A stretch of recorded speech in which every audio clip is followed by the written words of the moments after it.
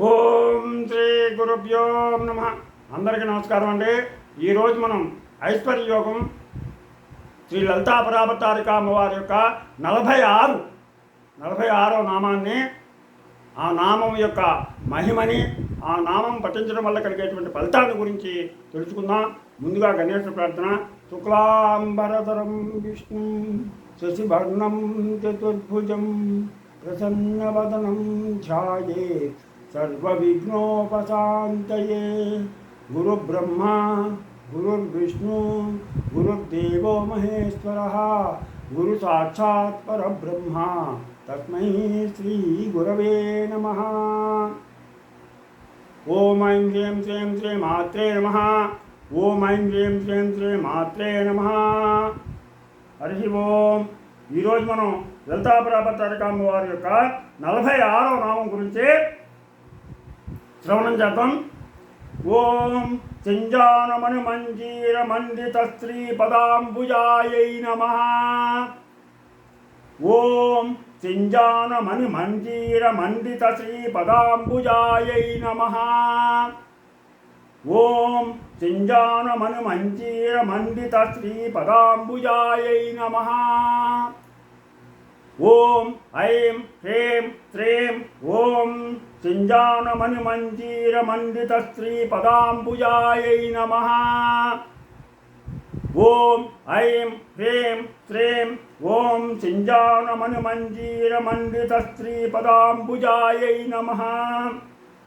ఇలాగా అమ్మవారి యొక్క 46వ నామం. చింజాన అంటే గల్లు గల్లుమనేటువంటి మోగుతున్నటువంటి శబ్దం వస్తున్నటువంటి అందరు తప్పుడు.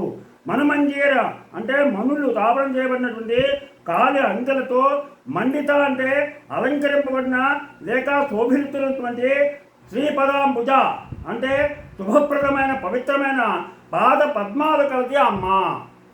అది సింజాన అంటే గల్లు గల్లుమని మోగుతున్నటువంటి మువ్వల శబ్దాలు.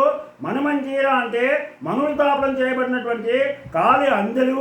అలాగే మండిత అంటే అలంకరింపబడినటువంటి లేక శోభిస్తున్నటువంటి శ్రీపదాంబుజ శుభప్రదమైనటువంటి పవిత్రమైనటువంటి పాదపద్మాలు కలిగిన ఓ లలితా పరాభట్టారిక అమ్మ తల్లి నన్ను రక్షించు అని అమ్మవారి పాదాలకి మనులతో తాపడం చేయబడినటువంటి బంగారు పట్టీలు ఉన్నాయి.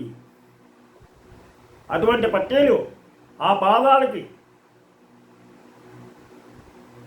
అలంకరింపబడి ఉన్నాయి. అటువంటి పట్టీలను మనం దర్శించుకుని ఆ పాదాలకి మనం నమస్కారం చేసుకున్నట్లయితే, సాష్టాంగ నమస్కారం చేసుకున్నట్లయితే మన యొక్క సమస్యలన్నీ కూడా పరిష్కారం అవుతాయి.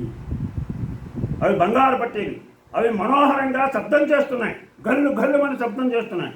అమ్మవారు నడుస్తుంటే కాలి అందెల శబ్దం అత్యంత శుభంగా చెవులకింపుగా ఉంటుంది. అందుకని ఆడపిల్ల ఇంట్లో ఉంటే కనుక కాలి మువ్వల యొక్క శబ్దం ఆ ఇంట్లో గల్లు గల్లుమని కనుక వినిపిస్తూ ఉంటే ఆ ఇంట్లో లక్ష్మి శోభిల్లుతూ ఉంటుంది, లక్ష్మి తాండవం చేస్తుంది. అలాగే అమ్మవారు ఆ కాలికి ఉన్నటువంటి ఆ బంగారు పట్టీలతో గల్లు గల్లుమని శబ్దం చేస్తూ ఉంటే మన చెవులకి ఎంతో వినసొంపుగా ఉంది. మన యొక్క పాపాలన్నింటినీ కూడా పరిహారం చేసేటువంటి శబ్దం మన చెవులకే వినపడుతూ ఉంటుంది. ఇది సామాన్య నూపురమైనటువంటి ధ్వని కాదు. ఎందుకంటే అమ్మవారి పాదాలకున్న గజ్జలు సాక్షాత్తు వేదాలు. వేదాలు ఆ అమ్మవారి పాదాలకు మువ్వలుగా వేలాడుతున్నాయి అని చెప్పేసి పోతన గారు రాసినట్లు రత్ననూపురిత నానా వేదం పాదం. రత్నాలను నూపురాలుగా తయారు చేయబడినవి. సాక్షాత్తుగా వేదాలు కావడం వల్ల ఆమె అందెల శబ్దం చతుర్వేద శబ్దం. మనకి వేదాలు 4: ఋగ్వేదం, యజుర్వేదం, సామవేదం, అధర్వణ వేదం. ఈ 4 వేదాల యొక్క శబ్దం ఆ కాలి అందెలు. బ్రహ్మ చాలా స్పష్టంగా వేదాలను రవ్వంత కూడా తేడా లేకుండా త్వరబద్ధంగా గానం చేస్తారు బ్రహ్మ. అటువంటి బ్రహ్మ ఒకసారి అమ్మవారి దర్శనానికి వెళ్తే ఆ సమయంలో అమ్మవారు అటు ఇట్లు ప్రచారం చేస్తుంది. ఆ సమయంలో ఆ తల్లి కాలి అందెల యొక్క శబ్దం విన్నాడు. విని బ్రహ్మ సిగ్గుపడిపోయాడు. ఇంతకాలం నేనేదో గొప్పగా వేదాలు చదవగలను అనుకుంటున్నాను, కానీ అమ్మవారి పాద నూపురత్వని నా వేద గానాన్ని కూడా జయించింది అని చెప్పేసి నా బ్రహ్మ సిగ్గుపడిపోయాడు.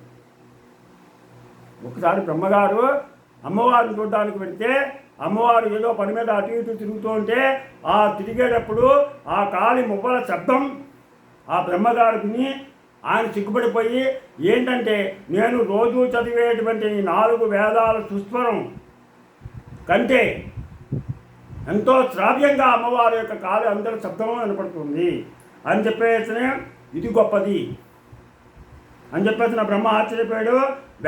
వేదత్వని ఎలా ఉండాలో ఇప్పుడు నేర్చుకుంటున్నానని చెప్పేసిన బ్రహ్మ అమ్మవారితో అటువంటి తల్లి పాదపద్మాలను భక్తితో కనుక మనం ధ్యానించినట్లయితే సకల సంకటాలు కూడా నశిస్తాయి. అటువంటి పాదాలను మనకు దర్శించినట్లయితే, నమస్కారం చేసుకున్నట్లయితే మనకి వేదాలు దాంట్లో ఉన్నాయి కాబట్టి మనకి సర్వ పాపాలు కూడా నశించిపోతాయి.